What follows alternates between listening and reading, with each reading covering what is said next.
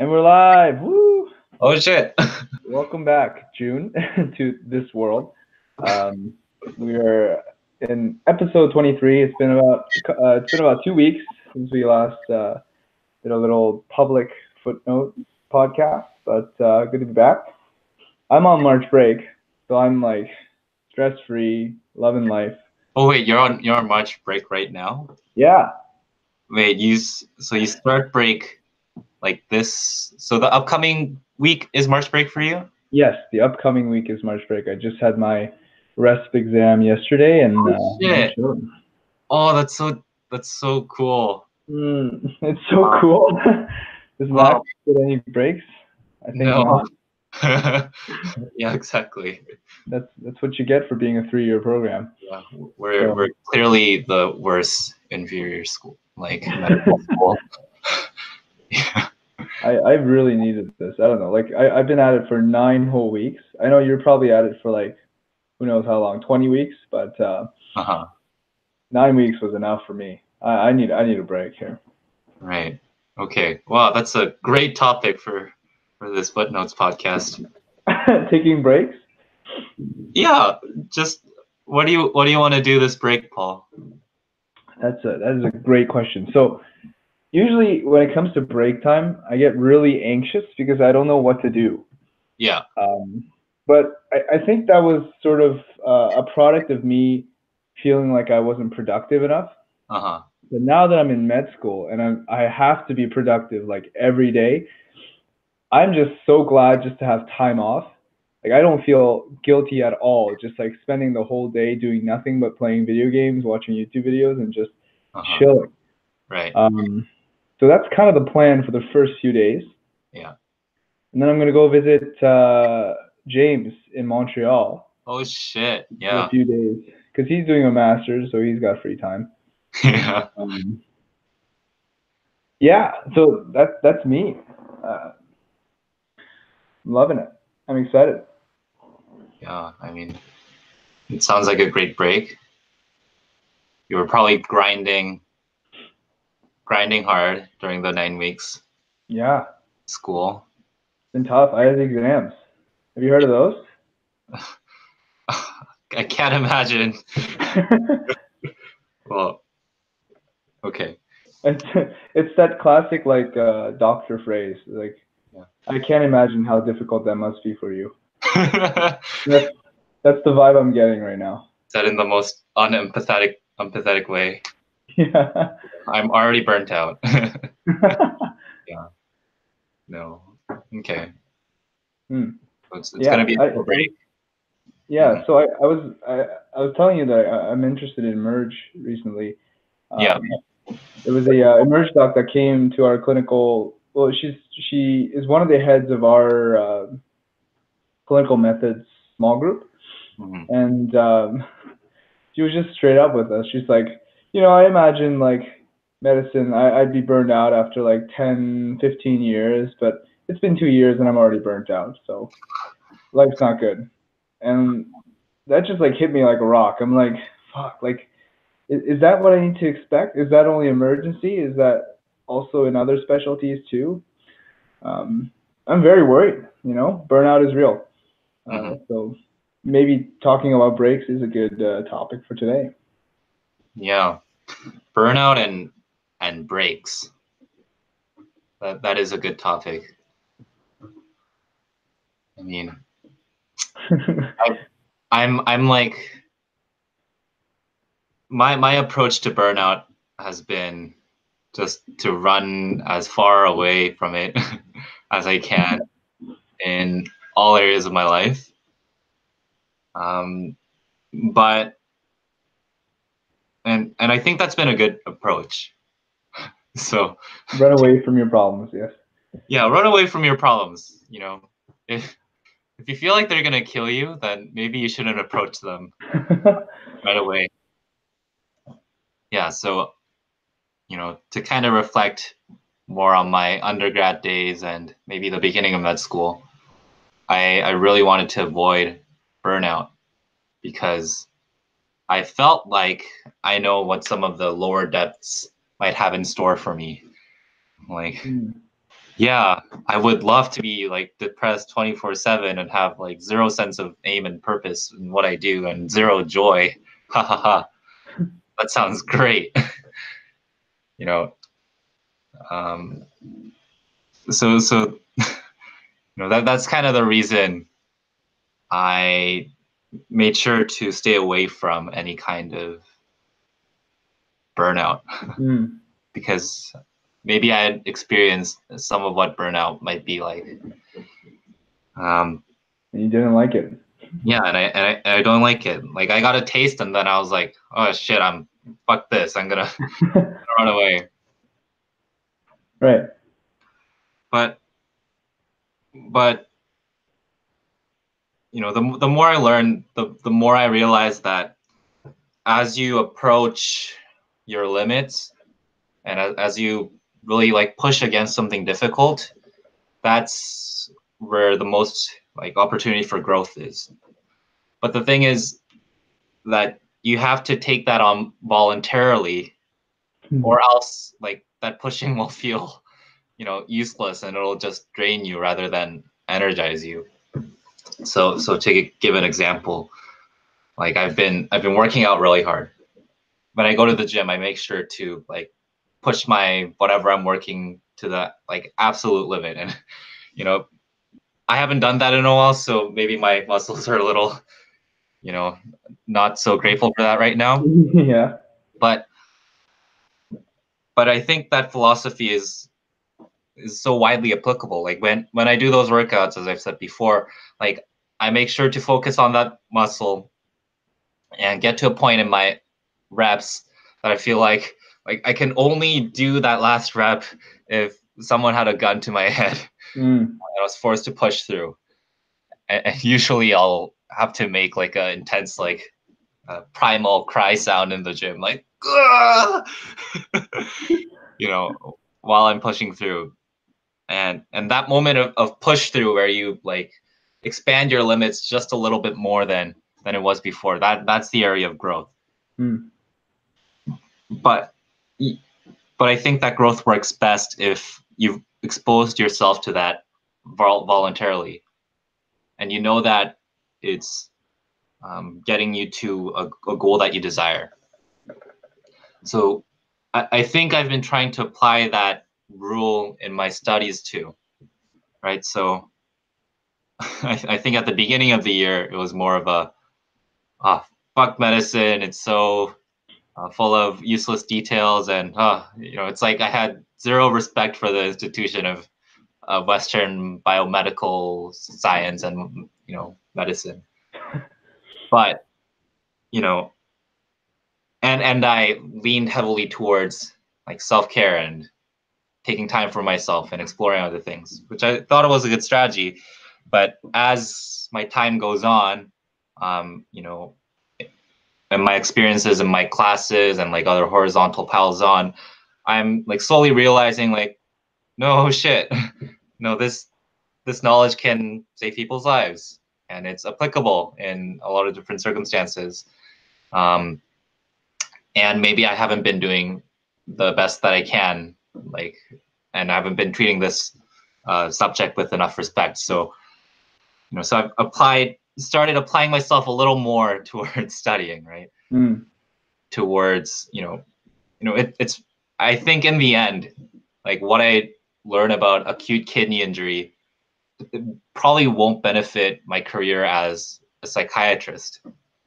But, I think this like in-depth kind of knowledge about the human body and this is a certain way to like break down and approach like problems. It's a way of problem solving. It's a way of, I don't know, practicing medicine and it's not the whole picture, but it's a valuable one. And I would be stupid if I were given this opportunity to study medicine in this way and I don't know, just completely ignored it.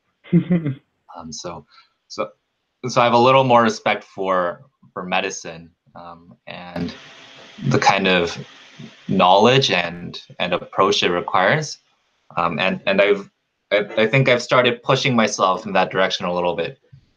So like I try to push my limits with my muscles, I'm going to do the same for medicine, but in a self-motivated way. Mm. And I think that's one way to avoid burnout. You know, you can be working the same amount of hours on something, but you could either be motivated by fear and like fear of punishment and fear of falling behind your peers, or you could be motivated, by yourself, like by your own curiosity, by your own, I don't know, drive to accomplish or make true a vision of the future that you want to make through. So I think that's a key idea. If you want to avoid burnout, be motivated through intrinsic means, not by fear. Right. It's fascinating. Like all these ideas, like we hear them a lot, right? And we hear them in undergrad, especially with health sciences program. Well, they try to like say this is not a medicine, like a pre-med program. In some parts it is, but the gist is we hear these things, but we don't know how to contextualize them until we actually get to that point of pushing the boundaries, right? I experienced something similar too. Like when I started med school, I kind of look down at the detail-oriented side of it. I'm like, who cares about these little details? Who cares about memorizing little pathways or like even doses of medications? And after sort of learning it for months and months now, it becomes super important. You realize you sort of gain this respect, and you realize just how important it really is. And for me, like my interest in Emerge is sort of it started from this interest in knowing about all the systems, a little bit about every system in the human body, and you need to also know them in really large detail because in critical situations you need to know like instantaneously what sort of like dosages of meds or like how you can stabilize the patient essentially, right? Um, and so details become severely important in that case. And once I realized, once I had my sort of interest in Emerge and had a goal in mind, I felt myself becoming a lot more accepting of details or being more willing to learn these little minutiae and feeling less fatigued by them. So it's that classic, the Nietzsche saying, he who has a how, no, he who has a why can bear any how. Right. Something like that, which I think is fascinating. And it sort of calls back to what you said about human potential, right? In one of our previous footnotes, there's almost no limit to human potential if a person is willing to really achieve a goal that they believe in. And I'm just so glad to feel that now. I literally did not feel that anywhere in undergrad. It took me all of undergrad. A lot of times when I felt depressed and like I lost a sense of purpose, it was horrible. And then I finally feel like I'm being committed to a certain profession, a certain direction, and it feels great. I feel like that's going to protect me from burnout for sure. Yeah, it's like, I don't know. It's almost like having a identity is a protective factor against depression and burnout, right? That identity and kind of specialized role, that's what gives you purpose. That's what gives you, these are the things that I want to focus on. If I focus on these things, I will become this kind of person. If I become this kind of person, people will treat me in this kind of way. Like I can have this kind of like things just kind of fall into place once you develop a more coherent identity. So that's one thing I think is really cool. Another thing I wanted to bring up is like I'm part of I think the Facebook page is called Complexity Explorers, and it's a Facebook page that has around like 20,000 people on it. It's like an official one set up by an institution called the Santa Fe Institute. They're like a research institute in Santa Fe, New Mexico, and they do a lot of work on complexity science.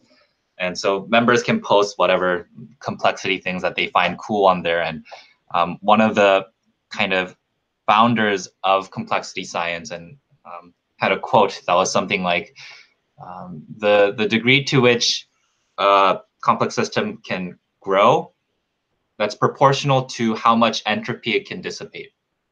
So, so to kind of unravel that a little bit, it's the size of the system can grow is proportional to the amount of chaos that it can transform into a coherent and useful structure.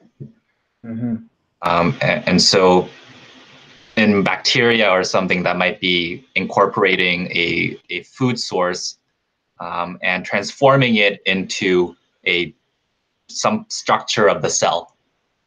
So it goes from chaotic potential to orderly life and system. And so, it at our scale, what that might look like, I've thought about that is, human beings have the potential to transform things that are chaotic, things that are unknown, or things that are shitty and difficult into something that we see as good, that we see as coherent and orderly. So I'm not sure if you've seen this challenge on Reddit yet, but I think it'll like start going more viral. And I think it's called the hashtag trash tag challenge. Okay. It's a before and after pic challenge where there's on the before pic, it's one dude he's kind of lumped, slouched down, and in the background is like some kind of natural scene but littered with a bunch of garbage. And the after scene is like he's like shirtless, like he got his shoulders back, and he has like 8 huge garbage bags in which like he cleaned up all the shit that he found, tied them all up, lined them up, and he's standing there like, I did this shit. So like literally transforming, what is shitty and unorderly into something that's better, something that's more segregated. So and the ability of the person to do that kind of shows you how much of a man they are, or how much let's say inner development they've had. Competence? How accomplished? I said competence. Right. How much competence they have, and how much of an ability they have to transform the world around them.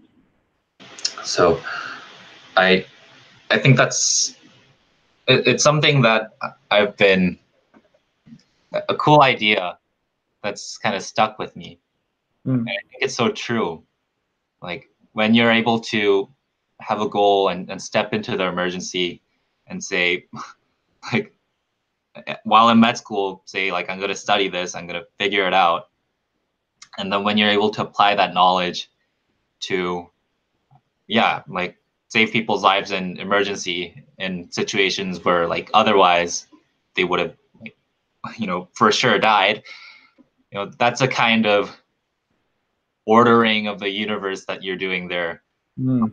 It's a like extremely complex thing, but that you're managing. So as your ability to make things healthier improves, then that's a sign that you're growing as a system. That's fascinating. I think it extends to psychiatry as well, right? I mean, you take a disordered human mind that's dysfunctional, that's not working as the proper system, and you sort of arrange it in some order that works and operates the way it's meant to. Yeah, that's a cool thought. There's a sort of like charisma or I don't know, manliness. Hmm. Except it's not necessarily attributed to like the masculine, but when Hmm. I hear it, I feel it as a manliness concept, being able to take care of a messy situation, um, Yeah. and put it into order. Yeah. I, I mean, it's a strange association, and I'm wondering if you're like consciously doing this because of the book symbolic book you've been reading. It's just a kind of feeling thing. I think it's a feeling thing. I haven't picked that book up in a while. No time, no time. Right. This week is the week, though. Definitely. All right. I'll look forward to hearing Yeah. about your That read. was a good transition, though. I wish I could talk about it. But I wanted to actually go back to what you said about identity Hmm. and the sense of, I guess, security or wholeness that you get when you commit to an identity. I'm curious because, of course, people experience this differently. Like people have different, uh, let's say, different timelines with respect to how they achieve their identity. Yeah. And when I look around, I almost feel like most people achieve that earlier on. I feel like a late bloomer. I don't know about you, but I really feel like a late bloomer because I don't feel like I've really settled myself into an identity, and I'm still not there yet. But I'm feeling like I'm starting to get there, and that's only started like maybe a few months ago, um, or maybe the end of fourth year. Uh, so that's sort of an issue for me because imagine someone who is less on this more structured path.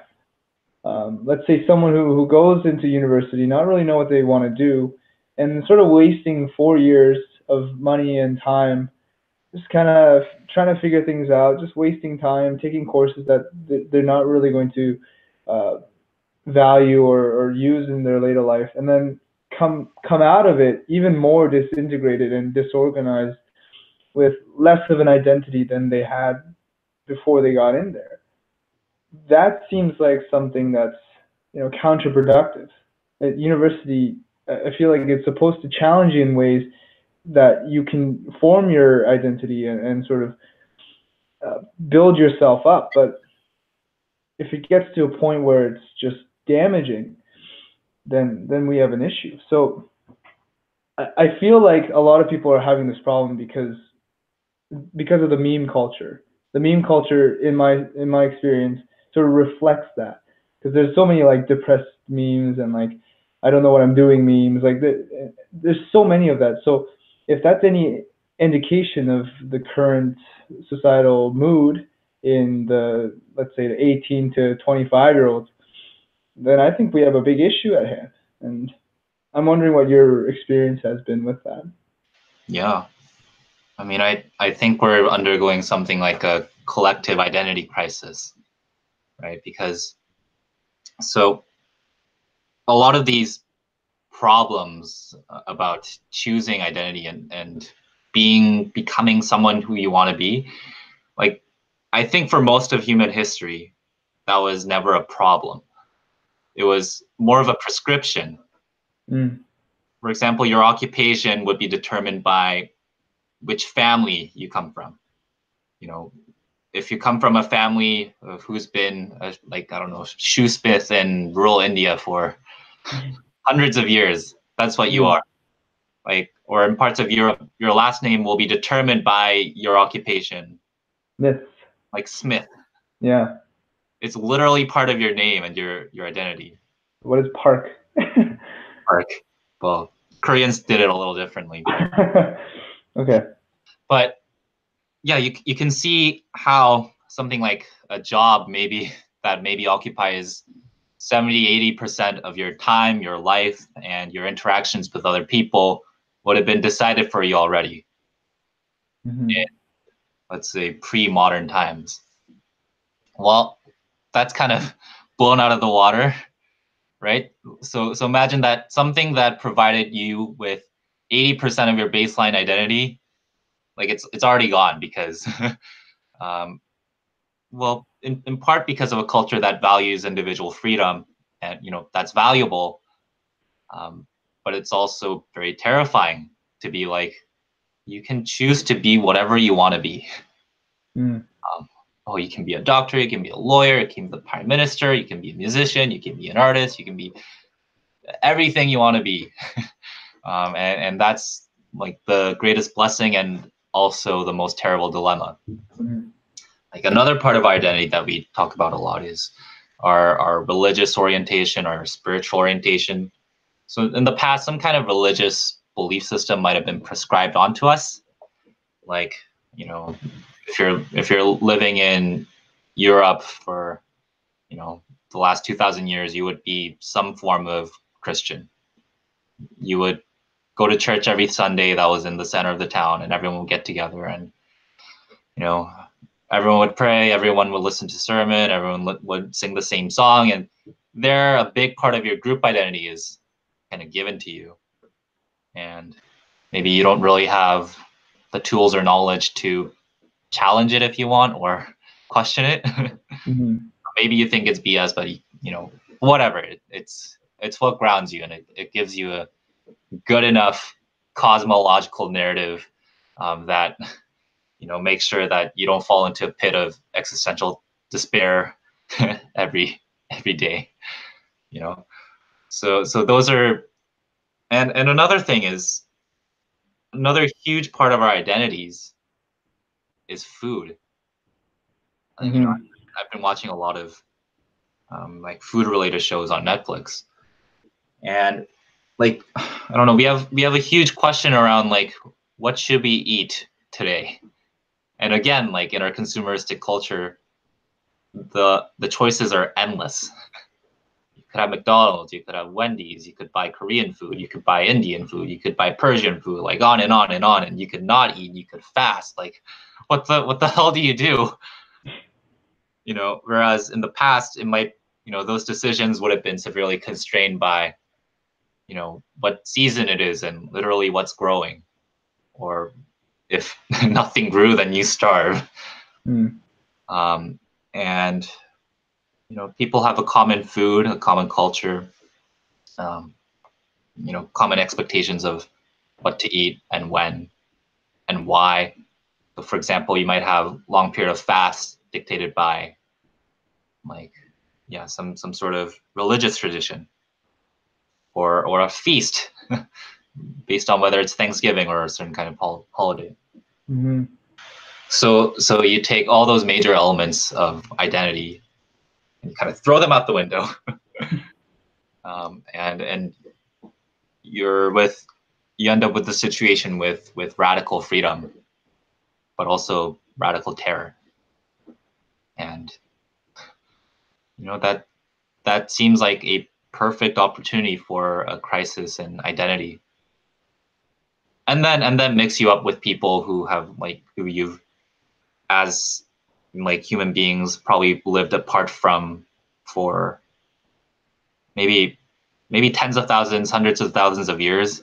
You know, people from different races and different nations. Like I don't think we've ever lived in this kind of such a diverse kind of way.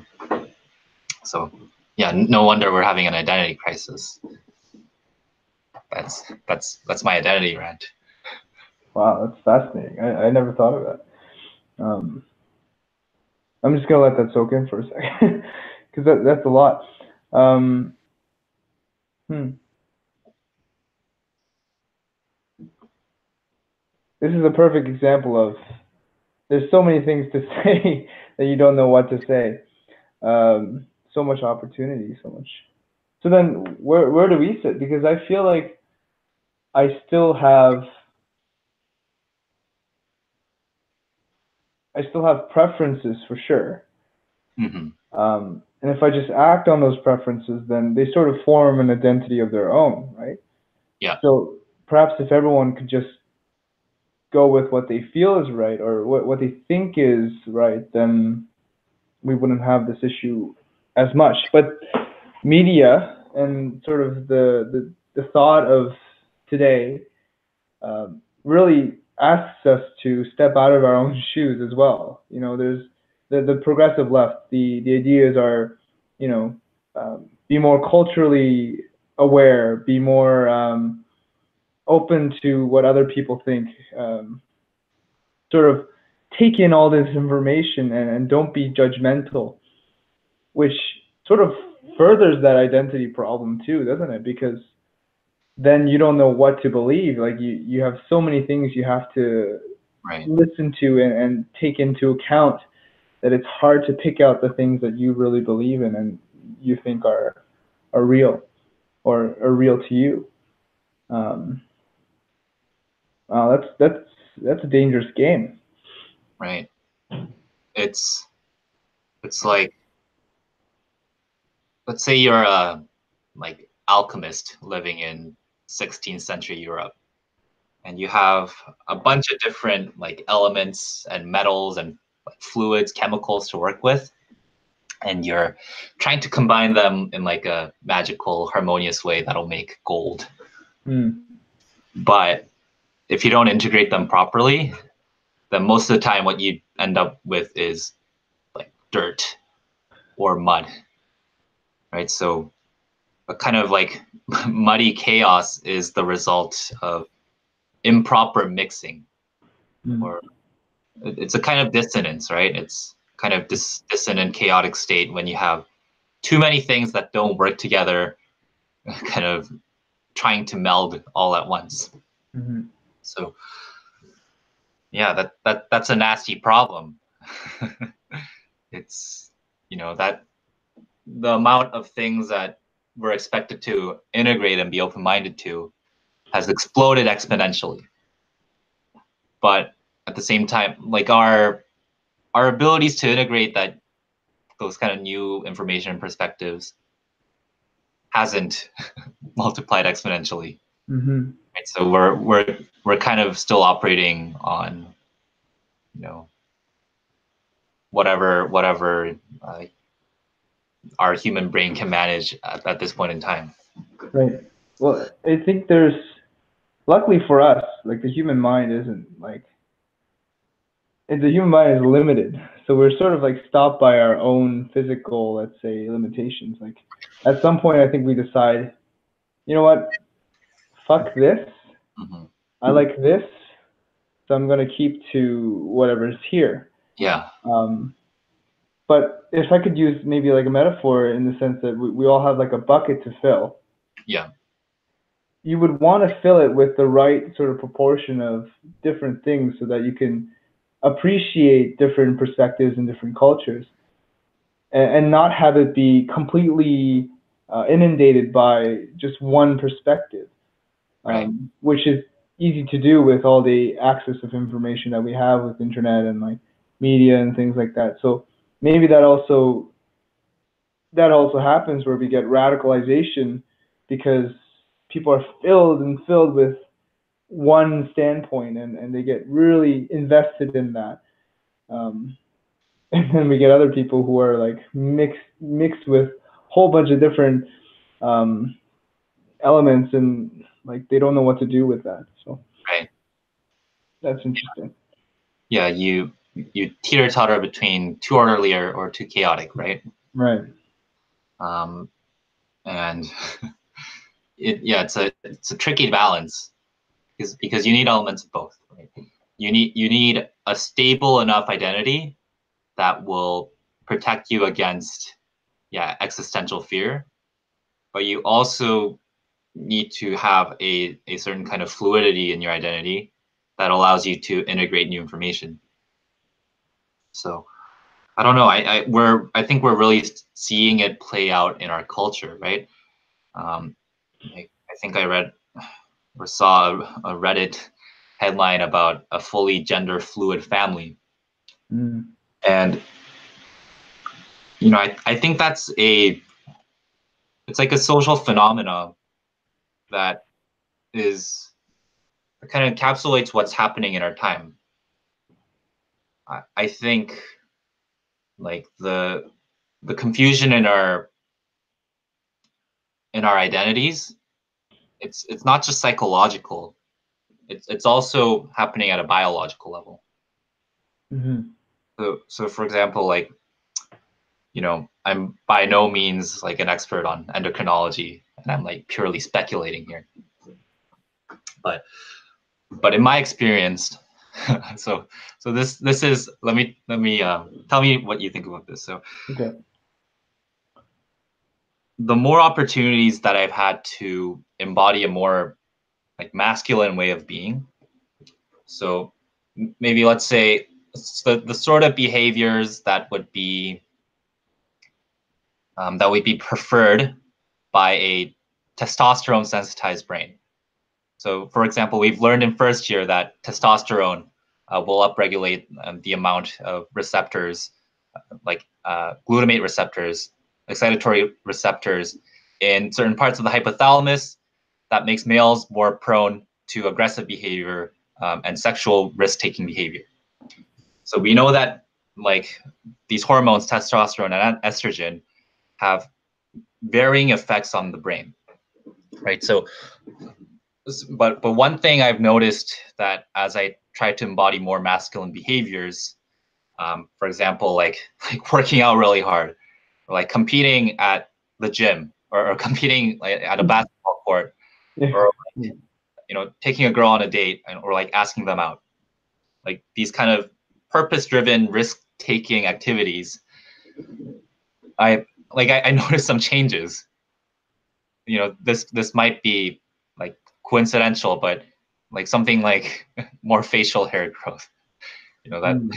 that sounds really weird. Or like I have a streak of hair here that I've never noticed before, and one part of me wonders like, okay, this is either a second puberty, or it might be some of the physical manifestations of testosterone.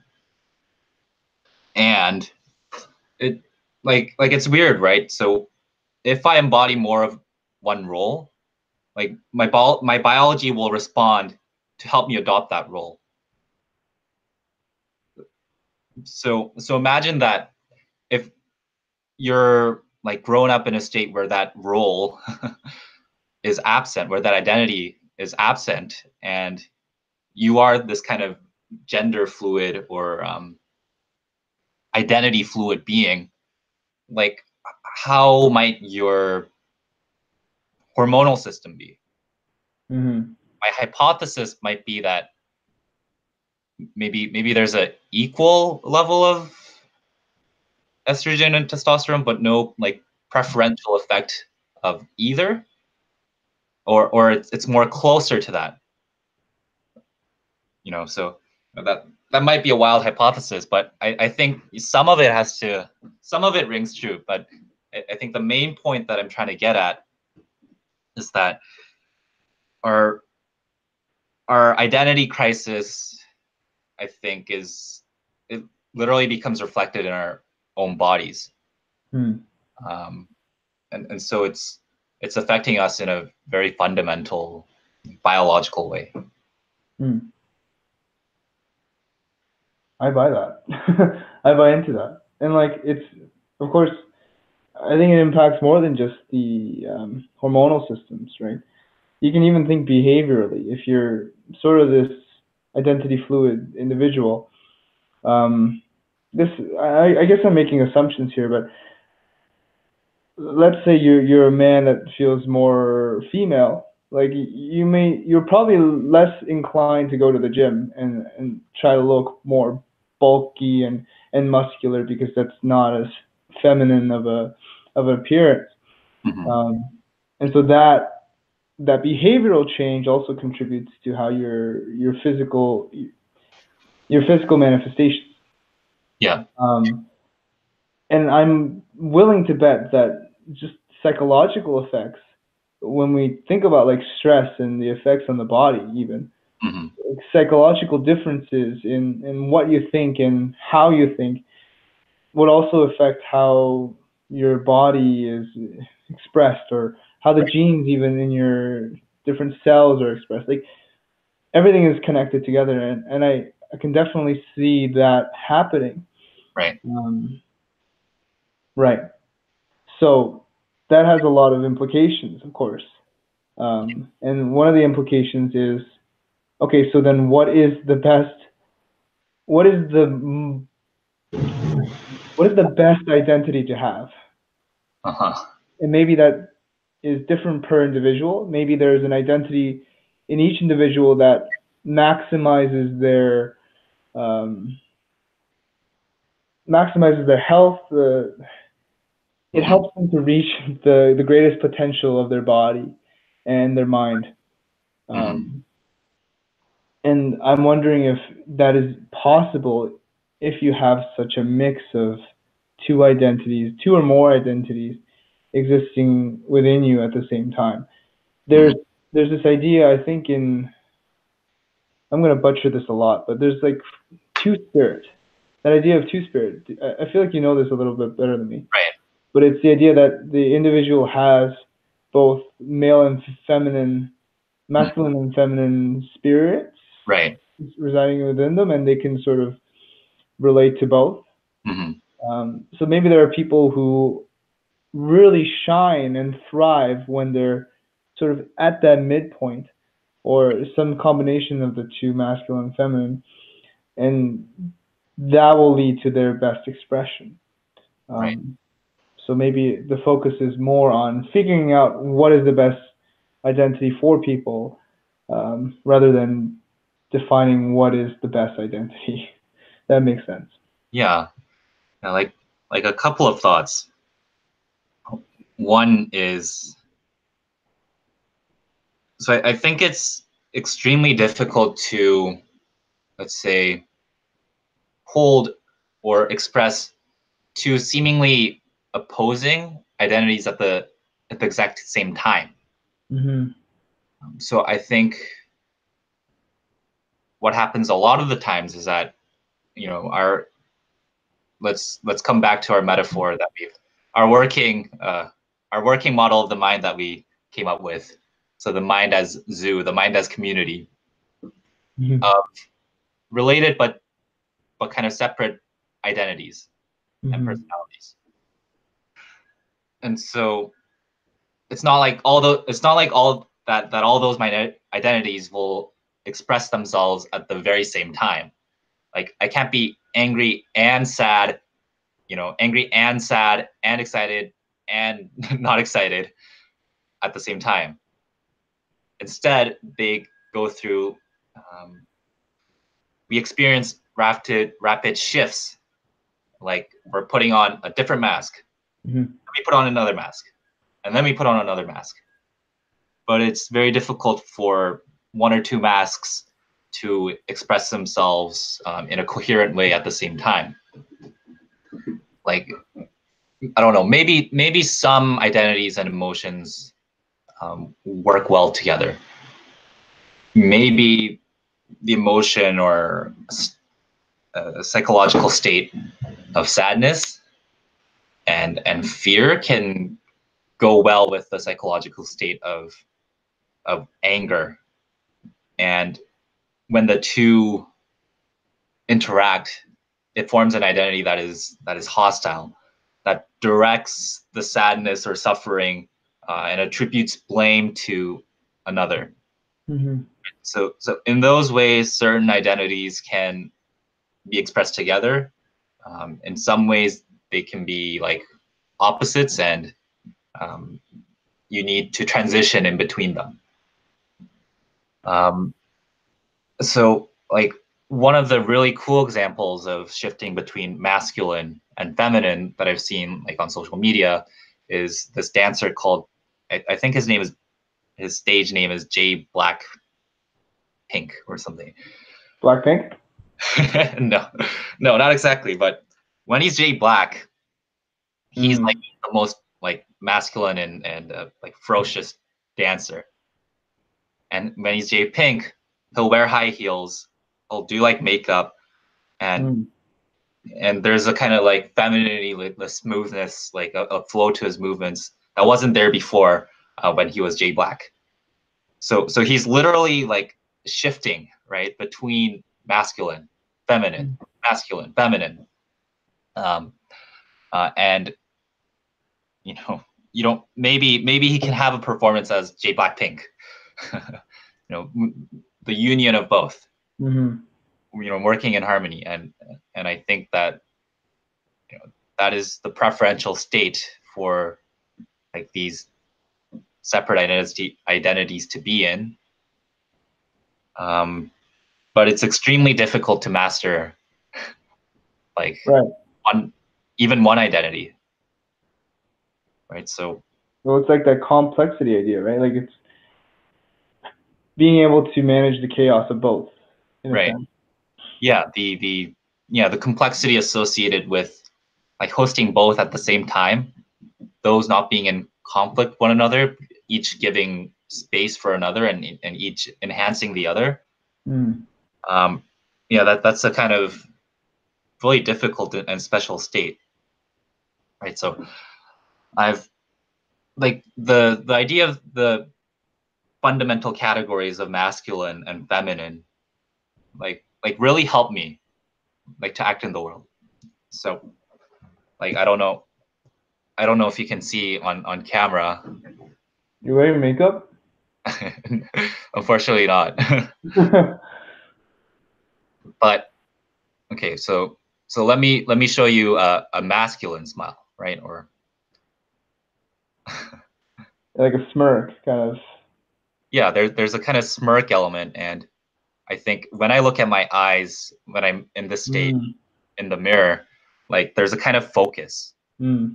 and I see a kind of like drive, and when I'm in a like feminine, Yeah. I'm my eyebrows relax, and then I'm in a more relaxed and fluid state, Mm. and I feel more creative, but I may be more susceptible to like to maybe more darker thoughts, Mm. to maybe have better access to my emotional self. And it's so strange. It's like I just changed facial expressions, but it's a different kind of psychological state that I'm working in, and it manifests in like my face. Mm-hmm. And so yeah, I think that's super cool, and I think there's probably sufficient evidence to show that the right hemisphere has more of that feminine identity, and the left hemisphere has more of that masculine identity. Mm-hmm. That's because they reflect the order chaos dichotomies, or the fundamental poles of the environment, or the reality that we live in. Right. So once you start framing the world in that way, then you could start to understand that yeah, there's a real problem, conflict, a sense of tension and conflict between the masculine and feminine. But like we literally see that in social trends, in conflict against from like feminism and I don't know and other movements. But you also see that like more represented as I don't know, the world teeter-tottering between extreme order and authoritarianism, and extreme chaos and loss of identity. Mm. So the integration of these two forces is like the most vital task that we have right now. That's what I believe. Mm. Um, yeah, but it's a hard task. Well, I think the integration can be on a grand scale, right? It doesn't have to be always in the individual. And for me, I'm actually very glad that I feel like I'm in touch with both, Mm-hmm. um, especially because of things like musicals, right? Mm-hmm. Um, that sort of expression and that even community Right. allows me to express more of like the feminine side. Yeah. Um, but then you go to the gym with a frat boy. I do that. Yeah. One of my friends, right? Um, and that allows me to get in touch with my masculine side. So I think I feel privy to that. Um, and I feel like you sort of have a similar stance as well, where you sort of have access to both. And maybe that's a part of why it took me at least so long for my identity to start forming. I didn't actually get your opinion on how your identity has been forming over the years, but definitely for me, like I'm always surprised by how different I can be around different people, Yeah. and the flexibility that I can have, and just the total shift in facial expression, like you mentioned, but also things I say, the way I say it, like the tone of my voice, the pitch changes depending on how masculine or feminine the other person is. And Right. it's like I act as their not their complement, maybe more like, well, it depends on the situation. Sometimes I'm the complement, sometimes I'm just a reflection of their level of masculinity or femininity. Yeah. Sometimes you want to like, multiply the masculine energy and do Yeah.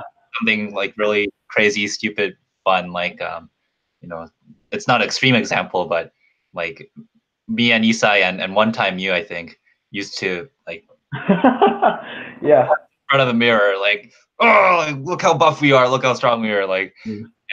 and that's probably something that wouldn't be possible without that, multiplication of masculine identities. Right. Yeah.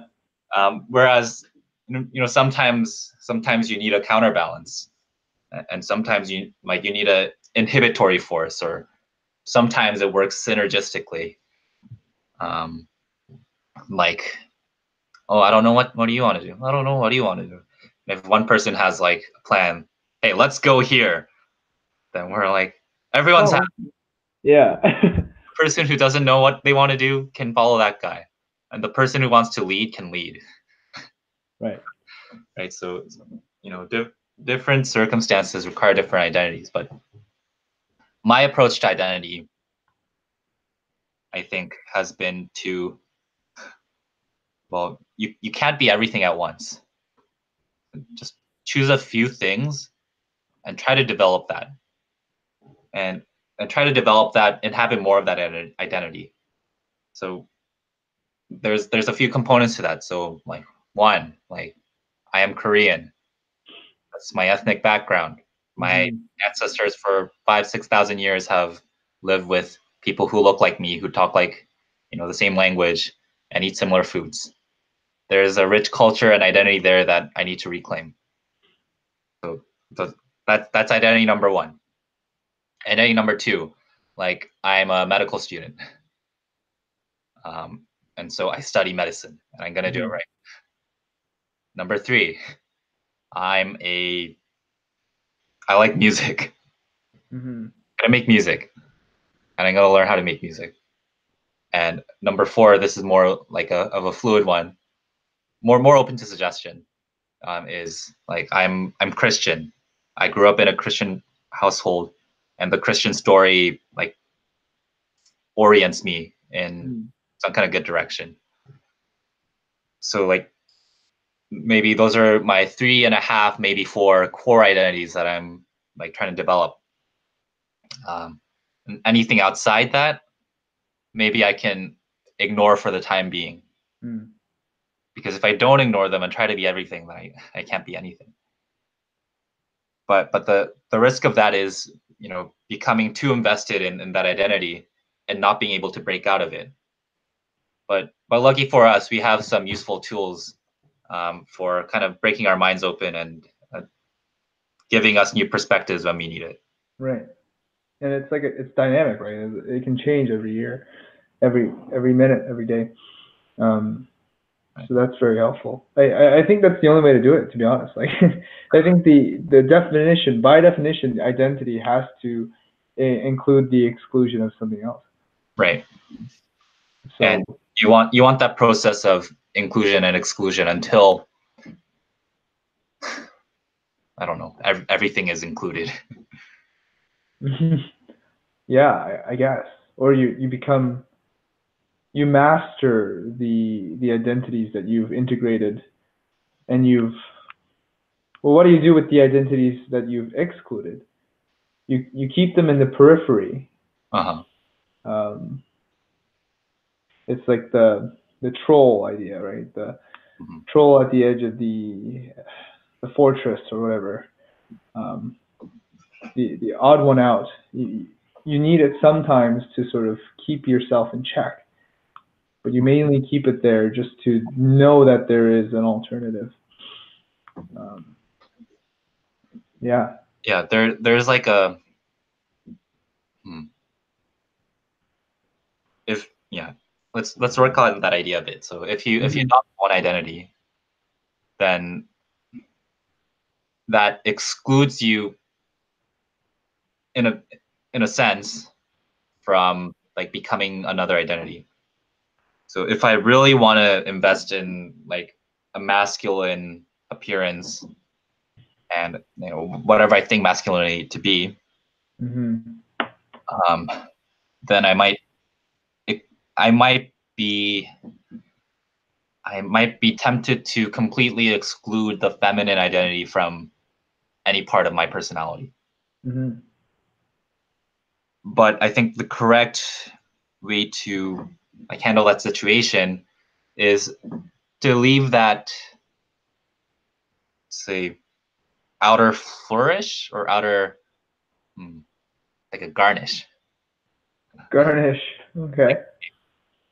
right? So let's say in ratios like 6 out of 7 you are masculine, Hmm. but 1 out of 7 there's a part of you or component of you that indicates your openness to the feminine. So it might be like in terms of my clothes or something. Let's say like I'm wearing that Korean like masculine outfit, like stereotypical like long coat and like nice sweater and like Hmm. formally fit pants and dress shoes. But then my collars, my collars and cuffs, they have a kind of floral design, right? And that makes the whole picture like so much more rich and complex, right? If I had just had a plain white dress shirt on underneath, I would look kind of predictable, Hmm. kind of predictable and, and boring in a sense. But um, by leaving that 1/7 like garnish as a means for, as an indication of my openness to something different, then that just spices things up. Then that completes the picture, Mm. and it makes it so much more whole. So I think that's kind of the approach. Hmm. Like, yeah, be what you are, except for that, 1/7, I don't know, like 13% of you Why? that is not. Why seven? I'm curious. Yeah, it's a, I guess it's more of like a Christian biblical idea. The seven. Oh, the seven. Yeah. It's a like you create the world, you work for 6, and then you rest for 1. Mm. So like work and rest, are they are they compatible? They're kind of opposite sides of the same coin, but they're equals, but they're not equals in like the 50-50 kind of way, the kind of binary way. Hmm. But they're equals in a kind of asymmetric kind of way. So I don't know. Be be asymmetrically something. Like 80% you should be something, and 20% be Yeah. Do you know the 70-30 rule in internal medicine? what's the 70-30 rule? It's that most of the time, Yeah, the odds of something happening are either 70 or 30%. right. And Yeah, it's worked like 70% of the time. yeah, Similar idea. exactly. It's um, the whole high yield, low yield idea. yeah. And the Pareto principle, there's like a asymmetry that's built into the structure of the world that you see literally Mm-hmm. everywhere. Um, maybe you can apply it to your identity. Mm. Be Be mostly one thing. but One. explore, Mm. yeah, 20% of the time. sometimes when you do explore that 20%, you'll find something that can kind of transform and revitalize your stale identity. Yeah, don't be basic, basically. Yeah, exactly. Don't be basic. Yeah. All right. I think it's a great place to end off. I know what we're titling this. Okay. But thank you all for listening. I never know how to close these things, honestly. This is the 20% that I just don't know how to explore. Yeah. I don't know. That's okay. You leave these things unknown. There you go. Keep it on the periphery. Yeah. Run away from it. Away from it. All right. Goodbye. Peace.